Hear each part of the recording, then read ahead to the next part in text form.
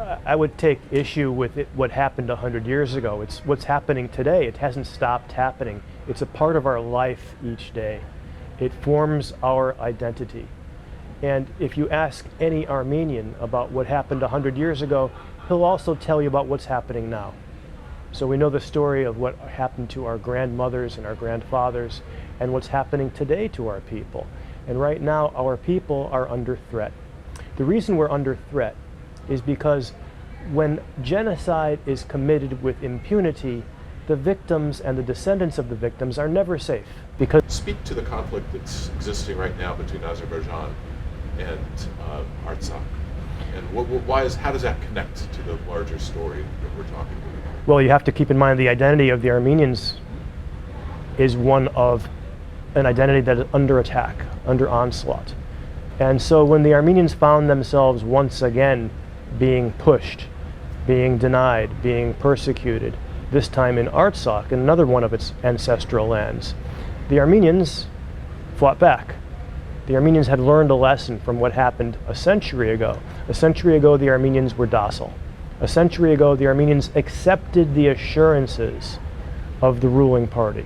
They accepted the assurances that they were merely being relocated, that it was safe to return, that the Armenians were being treated fairly. They accepted those assurances. 100 years later, those same Armenians, the descendants of those Armenians, were not going to accept those. Well, Armenia is in a vice, and the two hands of the vice are Turkish peoples. The Azerbaijan conflict with Armenia is very much supported by Turkey. Azerbaijan is supported by Turkey. I think the conflict might have been able to be resolved, but for Turkey's support. I think Turkey is also controlled in large part by Azerbaijan. I think there might have been an opening of the border, but for the pressure felt from who Turkey refers to as its cousin, Azerbaijan.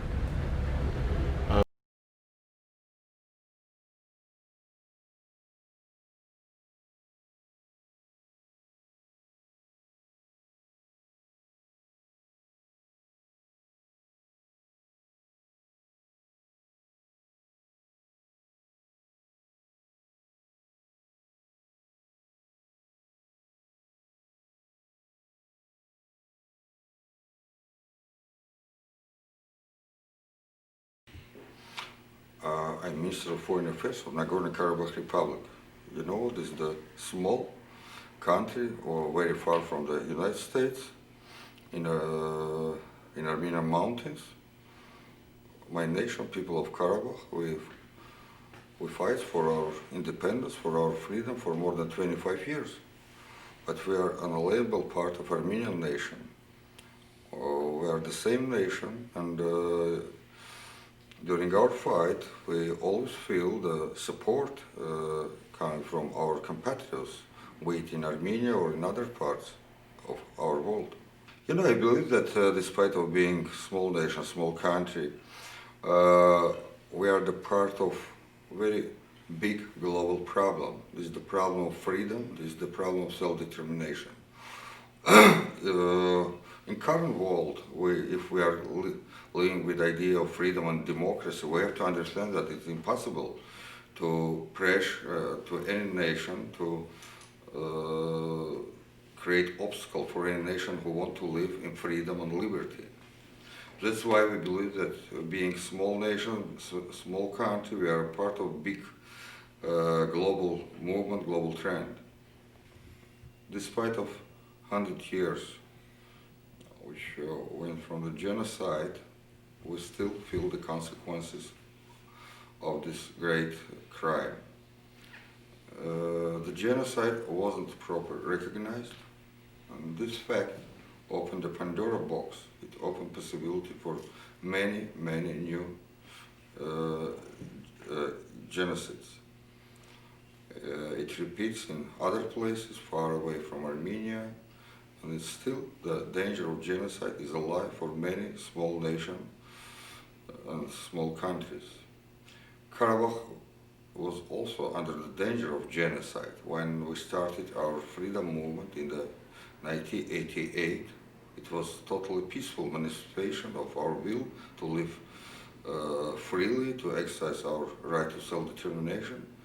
Unfortunately, as an answer, we receive ethnic cleansing massacres in Armenian villages and towns of Azerbaijan, which later turned into the large-scale military aggression against a small Nagorno-Karabakh Republic, Artsakh. It was, and we faced this serious problem, the problem of possibility becoming a victims of genocide. Fortunately, our people, with support of our brothers, our compatriots, was able not only to withstood this danger, but also to free its country, to create and establish new independent Nagorno-Karabakh Republic. We believe that this is a very good example how the civilized nations have to live, have to work. We believe that there is no alternative to the peaceful settlement of any conflict. The way of using threat or threatened with force is unacceptable way. Yes, it's very important for us to feel that we are not alone, that we are part of maybe small by number, but I believe very strong and big nations called Armenian nation.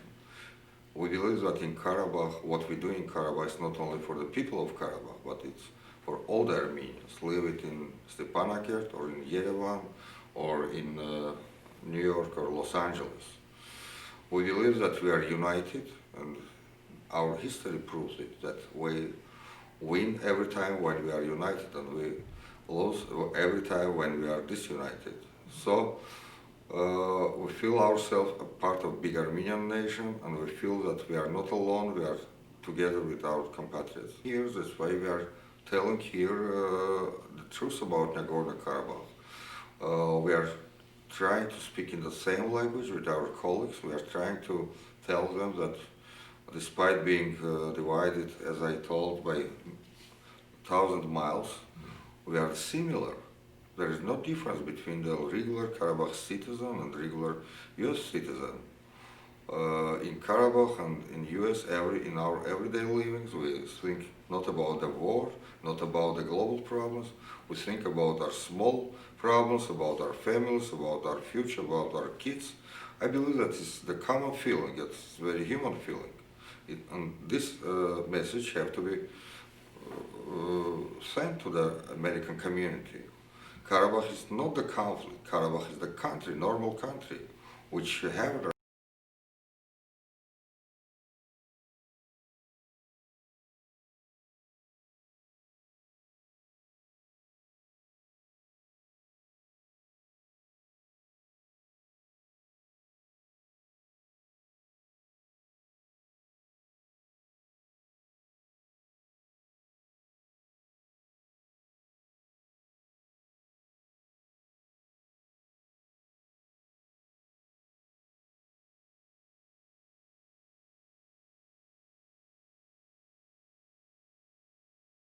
You know, we have seen concerns in Azerbaijan about Russian foreign policy, about Russia's aggressive action vis-a-vis its neighbors. At the same time, you've seen Azerbaijan try to bypass Armenia in terms of oil pipelines, to wall off Armenia's economy, to bring economic pressure on Armenia. You've seen Azerbaijan having to invest its resources in its military rather than its own people. You see, I think, considerable internal discord within Azerbaijan between the haves and the have-nothings. If this conflict can be resolved peacefully, it will dramatically improve the quality of life for people in Artsakh, but also in Azerbaijan. It could, I think, dramatically improve the security in the region as well. So it would be both an economic and a security boon for all concerned. For those who want to keep a proxy fight going, and sometimes that's in some other nations' security interests, it may be a deficit, but in the interests of peace around the world, peace and economic development in the region, it would be an unequivocal winner. Well, I think there certainly was a religious component in the genocide. This was a Christian people that was attempted to be destroyed by the Ottoman Empire. And in terms of the current conflict between Armenia, Azerbaijan, and involving Artsakh, there may be a religious element to it. I think it gets back to what we were talking about before, and that is when there are efforts made to dehumanize people, there are a variety of ways that can be done. They can be dehumanized because they believe in a different God. They can be dehumanized because they look differently. And often it's a mixture of prejudices that come together in evil synergy to allow people to view their fellow human beings as somehow different, somehow alien, somehow less than human. Religion has often been part of that dehumanizing equation, and it may very well have a role here.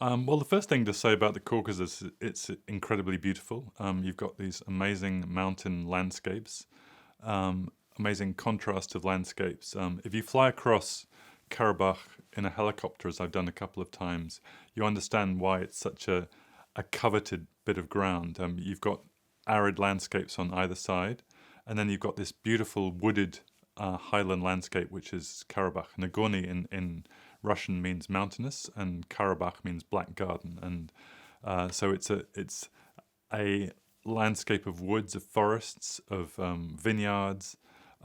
It's a really beautiful place to visit, and it's no wonder that both Armenians and Azerbaijanis feel this very strong attachment to it. On the Armenian side, that's pretty obvious because you've also got these incredible medieval churches dotted over the landscape, some of them going back 10th, 12th century, which you find, and you walk through the forests and you come across a ruin after 2 hours walk. It's really something quite impressive. So it's been a place that's been written about for more than 1,000 years, and there have been people living there for several thousand years. Well, I guess the first thing to say is I don't think we should be talking about ancient hatreds, quote unquote, between Armenians and Azerbaijanis. Clearly they're two quite different people. They have different religions, but for most of their history, they've got along fine. They've interacted. In Karabakh, you used to have intermarriage between Armenians and Azerbaijanis. They're two quite distinct peoples, but they've always traded together. And if you go to Georgia, which is the third country in the Caucasus nowadays, you still have villages which have mixed Armenian and Azerbaijani communities. You have them buying fruit and vegetables or cars off one another. So there's nothing intrinsic. There's nothing it's not a primordial hatred that goes back to the mists of time. Someone actually said this is a conflict that goes back to the mists of the 20th century. And basically, I think what we're looking at is the Soviet Union and the end of the Russian Empire. You're looking at a mixed territory where Armenians and Azerbaijanis living side by side. And this territory, which is a bit to the east of where most Armenians live, this mountain territory called Karabakh. So you have a territory called Karabakh, which has a large Armenian population, a big meaning to the Armenians, all these Armenian churches and monasteries. And it's surrounded by Azerbaijanis who live down in the plains, and they bring their sheep up to Karabakh. Many of them are shepherds. They bring their sheep up every summer to the high pastures. So at some point in history, there was probably an Armenian majority in Karabakh in the winter and an Azerbaijani majority in the summer when the shepherds came up to the pastures. So they're all mixed together. And when you have an empire controlling it, whether it be the Persian Empire or the Russian Empire or even the Soviet Empire, they live side by side more or less okay.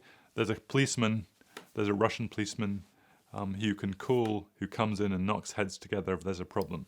The problem begins when the policeman isn't there, when the empires fall apart and these two people are staring each other in the face, and it's not quite certain where this place belongs to. That was the situation in 1918 with the end of the Russian Empire, and that was the situation in the late 1980s when the Soviet Union came to fall apart. You had this majority Armenian region situated geographically inside Azerbaijan. The Azerbaijanis didn't want to let go of it, and the Armenians, for understandable reasons, wanted to break out of Azerbaijan and link up with Armenia. So it was the collision of this strong force with an immovable object. And people who'd been getting on pretty well, people who'd been neighbors for years, suddenly found themselves on different sides and ended up fighting one another.